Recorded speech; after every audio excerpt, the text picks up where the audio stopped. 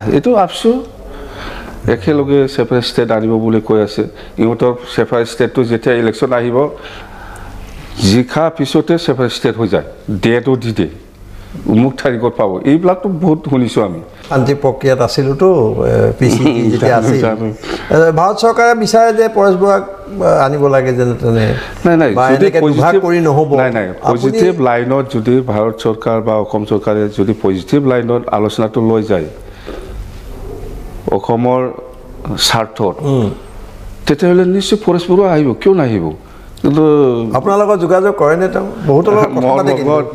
লগত যোগাযোগ নাই মই নাই আমাক ঠিক ৰাখিলে আৰামত যাব আৰু এজিপি অসম গণ পৰিষদ তেওঁলোকৰ লগততো হিন্দু বাংলা দেখি লৈ যথেষ্ট একেলগে যাব আপুনি আঞ্চলিক দল শক্তিশালী হোৱাটো নিশ্চয় বিচাৰে অসমত বিচাৰোঁ আমি কথা নাই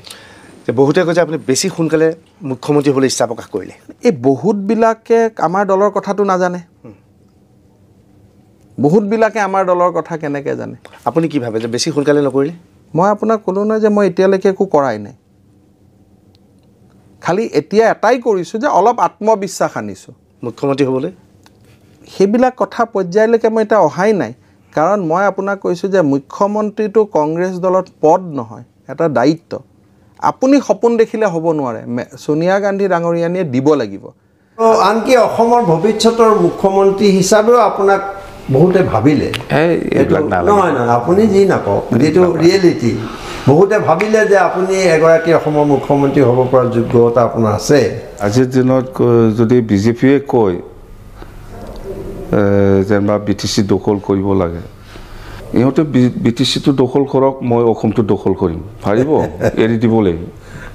মই যদি গোটেই অসমত ঘূৰে পাৰিব সব উল্টা পাল্টা হৈ যাব অকল BTC দখলৰ কথা কিয় কয় গোটেই অসম দখলৰ কথা কওঁ বিজেপি প্ৰেচিডেণ্ট ডাঙৰীয়াই মই তেওঁলোকেতো অসম দখল কৰিছেই মোটামুটি ভৱিষ্যতো এতিয়াতো কৰিছে পিছত এইবিলাক কথা কওঁ কি BTC দখল কৰিম যে আজিকালি BTAD অঞ্চলত UPPLৰ সদস্য নহ'লে একো চৰকাৰী সা সুবিধা নাপায়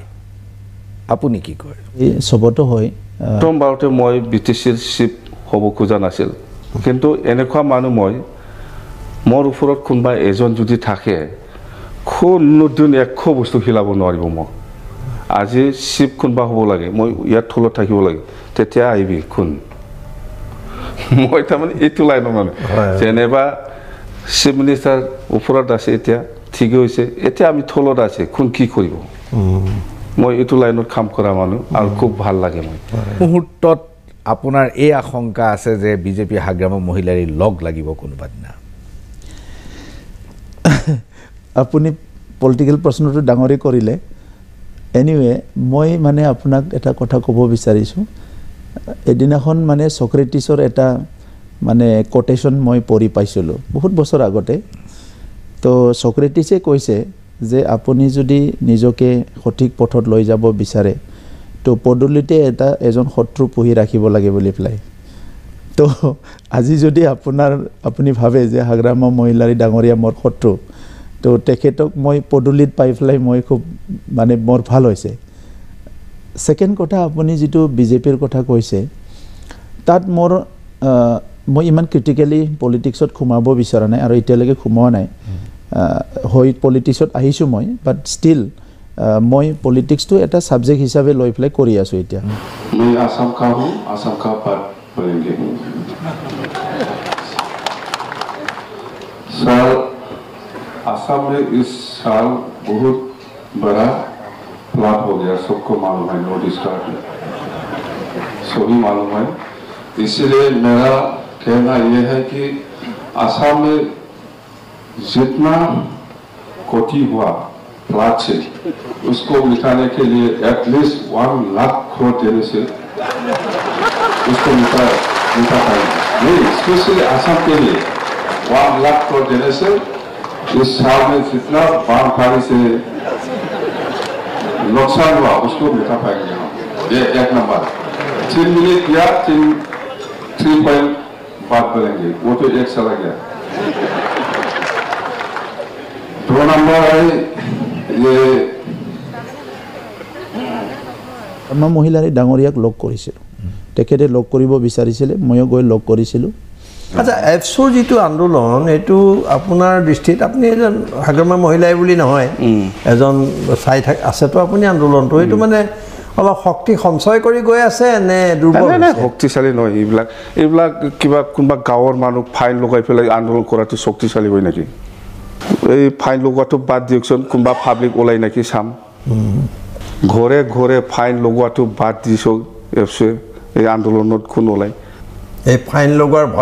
ভয়ত আপোনাৰ মতে একদম মোৰ মতে হাগ্ৰামা মহিলাৰীৰ বিষয়ে মই সেই বিষয়টো পাতি থাকিলে বহুত কথাই ক'ব লাগিব কিন্তু মানুহৰ মাজত এটা ধাৰণা পূৰ্বৰে পৰা যিহেতু আপুনি এফচু লিডাৰ আছিলে আৰু এফচুৰ আপুনি খুব কম সময়ৰ লিডাৰ নহয় দীৰ্ঘদিন ধৰি আপুনি এফচুৰ নেতৃত্ব দিছে অনাবড়ো ৰাইজৰ মাজত এটা ধাৰণা আছে যে প্ৰমোদ বড়ো এজন কট্টৰপন্থী বড়ো আৰু হাগ্ৰামা মহিলাৰী এজন অলপ লিবাৰেল বড়ো এনেকুৱা এটা ধৰণৰ এটা ধাৰণা আছে কিন্তু বিটিএডি যদি অবড়ো আৰু বড়ো এটা সংঘাত হৈ থাকে তেতিয়া আপোনাৰতো এইবিলাক বড়ো অবড়ো কৰিবই নালাগে জাতি হিচাপে চিন্তা কৰকচোন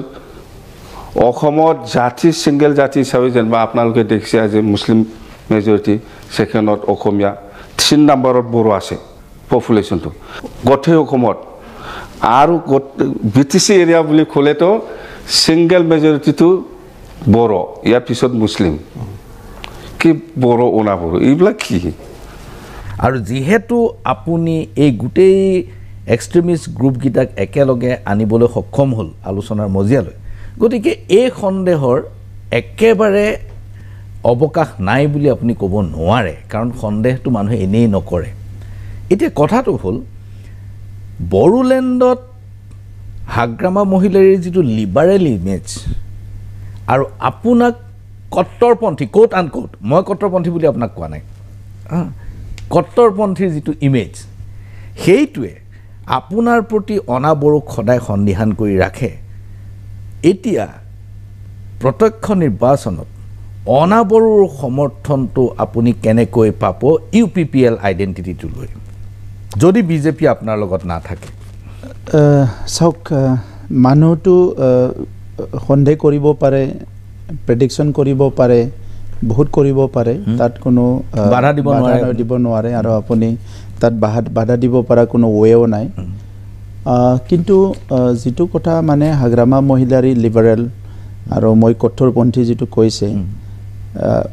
মই যদি দীঘলীয়া সময় এপছুত থাকাটোৱে যদি কঠোৰপন্থী বুলি ভাবে যে এটা জাতীয় সংগঠনত সি ইমান বছৰ আছিলে তো সি নিশ্চয় কঠোৰপন্থী হ'ব বুলি ভাবিছে ভাবাটো স্বাভাৱিক কিন্তু কথা হৈছে এনেকুৱা যে মই বড়ো হৈ মই অসমীয়াও হয় কাৰণ অসমৰ মই বাসিন্দা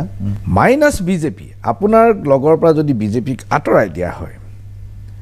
তেতিয়াহ'লে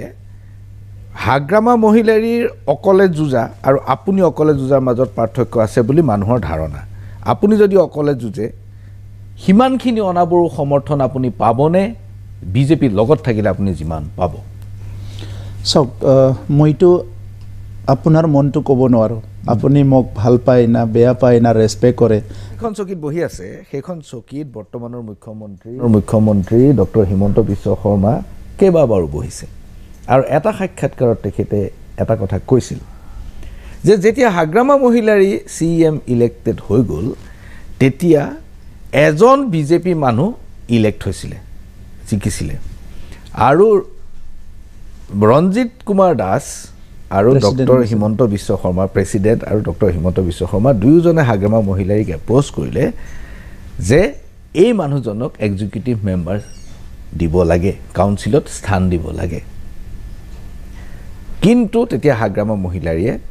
এক প্ৰকাৰ অপমানসূচক মন্তব্য কৰি ক'লে যে কোনো কাৰণতে সেইজনক আমি EM নাপাতোঁ বিজেপিক মই ইয়াত সোমাবলৈ নিদিওঁ আমাৰ BPFৰ চৰকাৰ চলিব বিজেপি যি জেগাত থাকিব লাগে সেই জেগাত থাকিব ওলাই আহি ৰঞ্জিত দাস আৰু হিমন্ত বিশ্ব শৰ্মাই কথা পাতিলে যে দাদা ইমান ডাঙৰ কথা নুশুনো আমি সংগঠন কৰিম আমাৰ নিজৰ জেগা আমি নিজে উলিয়াই ল'ম এই কথাখিনি এইখন চকীতে বহি ডক্টৰ হিমন্ত বিশ্ব শৰ্মাই মেজমেলৰ মজিয়াত কৈছিল এইখিনি ৰেকৰ্ডত আছে এতিয়া অভিযোগ আছে যে আপুনি বিজেপিক বড়োলেণ্ডলৈ খাল কাটি দিলে আৰু বিজেপি সোমাই গ'ল অলপ দিনৰ পিছত বিজেপিয়ে আপোনাকো উৎখাত কৰি নিজেই গোজ পুতি বহিব আপুনি কি কয় আপোনাৰ অলপ আগৰ প্ৰশ্নৰ লগত মই কানেক্ট কৰি দিম আপোনাৰ আগৰ প্ৰশ্নটোত আছিলে যে হাগ্ৰামা লিবাৰেল মই কঠোৰ এতিয়া এইটো প্ৰশ্নত আহিল যে এগেইন মানে হাগ্ৰামা কঠোৰ মই লিবাৰেল টাইপৰ হৈ গ'ল এতিয়া পলিটিকেল মানে প্ৰশ্নৰ কাৰণে মই বৰপিৰা পাৰি দিয়া নিচিনা কথা কৈছে চাওক বিজেপিটোতো ৰাষ্ট্ৰীয় দল চ' তেখেতসকলে কাশ্মীৰৰ পৰা কন্যাকুমাৰী গুজৰাটৰ পৰা মণিপুৰ সবতো তেখেতসকলে যাব এইটো আপুনি ক'লেও যাব নক'লেও যাব মই দিলেও যাব নেদিলেও যাব আপুনি যিটো ৰেফাৰেঞ্চত কথাটো কৈছে যে বিজেপি বা কংগ্ৰেছেতো সংগঠন কৰিবই এই এলায়েন্সৰ জৰিয়তে UPPL দলটোক বিজেপি যদি নিঃশেষ কৰি পেলাই বড়ো ৰাইজৰ যিটো আশা আকাংক্ষা লৈ আপুনি আগবাঢ়িছিল এপছুৰ পৰা আহি UPPL কৰিছিল সেই আশা আকাংক্ষা মখিমূৰ কৰাৰ এটা আশংকা আপুনি নেদেখেনে চাওক বিজেপিয়ে যিটো তেখেতসকলৰ এজেণ্ডা সেই এজেণ্ডাটো তেখেতসকলে সদায় লৈ আগবাঢ়িব আমিও নিজৰ এজেণ্ডাটো লৈ আগবাঢ়িম চ' যিটো আপুনি মেনশ্যন কৰিলে কিছুমান ৰাজনৈতিক দলৰ কেতিয়াবা হ'ব পাৰে কি বিজেপিয়ে কিবা কৰিছে কিন্তু কেতিয়াবা হ'ব পাৰে কি নিজৰ দলৰ মাজতো সেই স্থিতিটো কেতিয়াবা হেৰাই পেলায় কোনোবা দলে 10 বছৰ পলিটিক্স শাসন কৰিলে ইয়াৰ পিছত অট'মেটিকেলি কিবা এণ্টি ইনকামবেঞ্চি হ'ল কিবা হ'ল তেনেকুৱা গৈ বা নেতাই সলনি হ'ল যিটো নেতাৰ ওপৰত ৰাইজৰ এটা আস্থা আছিলে সেই নেতাজন সেই সময়ত নোহোৱা হৈ গ'ল সিটো পাৰ্টি ৰিজনেল পাৰ্টিত চ' তেনেকুৱা হৈ পেলাই বিভিন্ন কাৰণত মানে এইবিলাক ভাৰতত মই দেখিবলৈ পাইছোঁ যে নষ্ট হৈছে এটা নটিফিকেশ্যন ওলাই দিলোঁ যে ডিচি আমাৰ ছেক্ৰেটাৰী হ'ব কাউন্সিলৰ আচ্ছা হা গতিকে ডিচি বিলাক এতিয়া আমাৰ ডিচি যিটো 5খন ডিষ্ট্ৰিক্ট হৈ গ'ল 5খন ডিষ্ট্ৰিক্টৰ ডিচিও ডেভেলপমেণ্ট পাৰপছত কাম কৰাৰ কাৰণে আমাৰ ছেক্ৰেটাৰী কাউন্সিলৰ ছেক্ৰেটাৰী আৰু ল' এণ্ড অৰ্ডাৰৰ কাৰণে অসম চৰকাৰৰ মানে ডেপুটি কমিশ্যনাৰ এতিয়া অসমৰ মুখ্যমন্ত্ৰী ডাঙৰীয়াই যেহেতু এডমিনিষ্ট্ৰেটিভত নতুন এটা কালচাৰ আনিছে যে গোটেই এডমিনিষ্ট্ৰেশ্যনটো গভৰ্নেন্স চিষ্টেমটো সলনি কৰি মনিটৰিং কৰে কিবা কৰে চ' এইবিলাক কামবিলাক বহুত ফাষ্ট হৈ আছে আগৰ নেতাসকলেতো খুব ভাবিছিলে জাতিৰ কথা আমিও ভাবিছোঁ কিন্তু এতিয়া not at the cost of any life any bloodshed সেইটো খুব স্মুথলি যোৱাটো আমি বিচাৰিছোঁ বড়ো ডাঙৰীয়া প্ৰতিবাৰ নিৰ্বাচনৰ আগতে এটা কথা ওলায় যে হাগ্ৰামা মহিলাৰ বিৰুদ্ধে CAG ৰিপৰ্ট আছে আৰু তেওঁক অতি সোনকালে এইবোৰ বিচাৰ কৰি তেওঁক গ্ৰেপ্তাৰ কৰা হ'ব অসমৰ মুখ্যমন্ত্ৰী প্ৰমোদ বড়ো সকলোৱে এই কথাটো নিৰ্বাচনৰ আগতে কয় আৰু নিৰ্বাচনৰ পিছত একো নহয় হাগ্ৰামাৰ ভাগেই থাকে আৰু আপোনালোক স্থানে বহি থাকে নাই বহুত বেছি হোৱা নাই মইতো কাউন্সিলত অহাটো 2.5 বছৰ হৈছে এইটো কথাটো আগতে যেহেতু আমি কাউন্সিলত নাহা সময়তো ই ইস্যুবিলাক পেপাৰে পত্ৰই হাৱাই বটাই ওলাই আছিলে আৰু মই নতুন মানুহ কাৰণে মোৰ এজন বন্ধুৱে মোক এডভাইচ দিলে তেখেতে ই আছিলে চাৰ্টাৰ একাউণ্টেণ্ট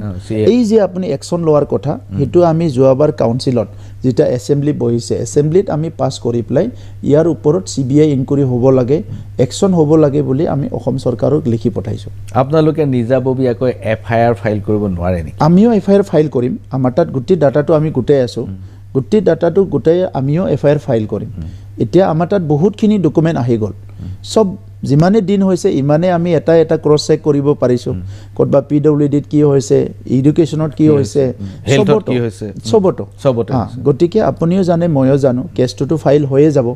কিন্তু বহুত সময়ত পলিটিকেলি কেছবিলাক একশ্যন হয় কেতিয়াবা নহয়